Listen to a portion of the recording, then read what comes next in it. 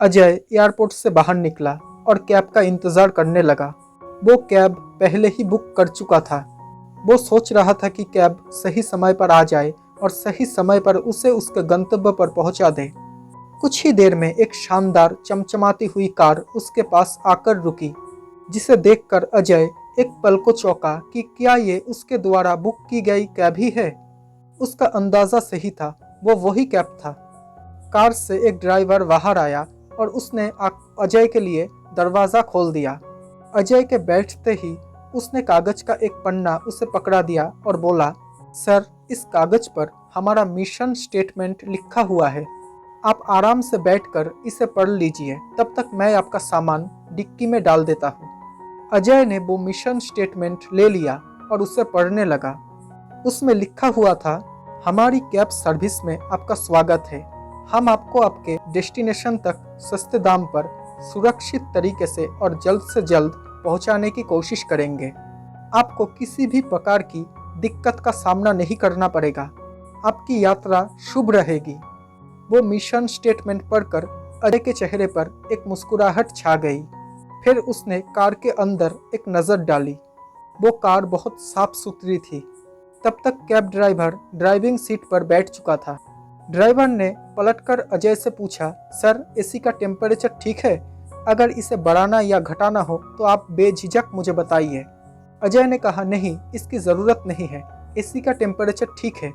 इसके बाद cab driver ने एक कार्ड अजय और बढ़ाया और बोला, सर, इस कार्ड पर सभी रेडियो स्टेशंस की पूरी डिटेल्स है। आप जिस भी रेडियो स्टेशन को सुनना चाहते हैं प्लीज़ मुझे बताइए, मैं वो प्ले कर दूंगा। अजय ने कार्ड ले लिया। फिर कैब ड्राइवर ने कहा, सर, आज के सारे न्यूज़पेपर्स भी यहाँ उपलब्ध है, जो आप पढ़ना चाहे मुझे बता दें। अब अजय ने एक न्यूज़पेपर पढ़ने के लिए ले लिया।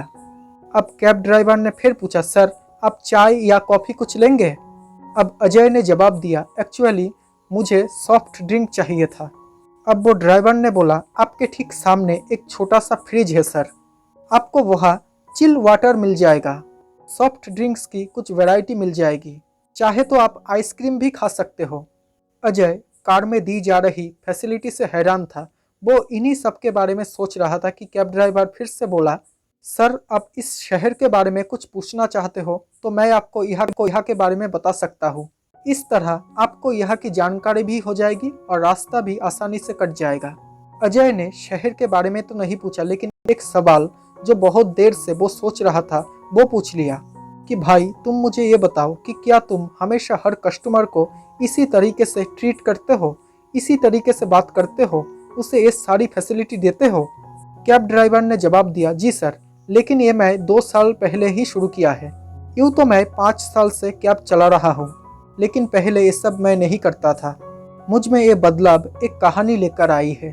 एक दिन कैब चलाते चलाते मैं रेडियो पर एक कहानी सुन रहा था। वो कहानी थी एक बाज और जलपक्षी की। उस कहानी में बताया गया था कि जलपक्षी कैसे वक वक करके हमेशा शिकायतें करती है, वही बाज हमेशा ऊपर आकाश में उड़ता रहता है।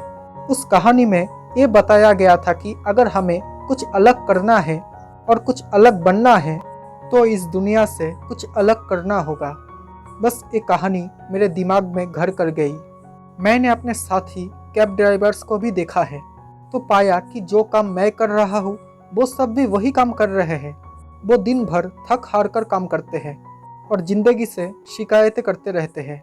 मैं भी ऐसा ही कर रहा था, लेकिन उस दिन मैंने सोचा कि मुझे कुछ अलग करना चाहिए। बस उस दिन से धीरे धीरे अपनी कैब को बदलना शुरू किया। धीरे धीरे एक एक फैसिलिटी ऐड करना शुरू किया और आज तक कर रहा हूँ। आप बहुत लकी है सर कि आपको आज मेरे साथ ड्राइव पर आने का मौका मिल गया, क्योंकि मेरी कैब हमेशा बुक रहती है। एक बार जो पैसेंजर मेरे साथ आ जाता है वो हमेशा मेरे साथ ही जाना चाहता है। वो मेरा कॉन्टैक्ट नंबर तक लेकर जाता है और ज़रूरत पड़ने पर कॉल कर लेता है। कई बार मैं खुद बुक होता हूँ तो अपने दोस्तों को भेज देता हूँ और उन्हें कोई दिक्कत नहीं आने देता। आप भी मेरा ये कार्ड लीजिए सर, कभी आपको भी मेरी ज़रूरत पड़े तो याद ज़रूर कीजिएगा। अजय को आज तक इतना बढ़िया ड्राइवर कभी नहीं मिला था। उसका यह सफ़र उसके लिए खास बन गया। दोस्तों, जिंदगी में जल पक्षी की तरह शिकायतें करना बंद कर दो, क्योंकि ऐसे जिंदगी बस शिकायत बनकर रह जाएगी। जिंदगी में वो मज़ा नहीं रह पाएगा। जिंदगी का मज़ा लेना है तो अपनी सोच ऊंची रखकर बाज की तरह ऊपर आकाश में उड़ना होगा। सबसे हटकर दुनिया से कुछ अलग काम करना होगा। तभी आप अपना एक अलग नाम और एक अलग मुकाम हासिल कर पाएंगे। बस ऐसा कुछ कर जाओ कि दूसरे आपको फॉलो करना चाहे और आपके जैसा बनना चाहे।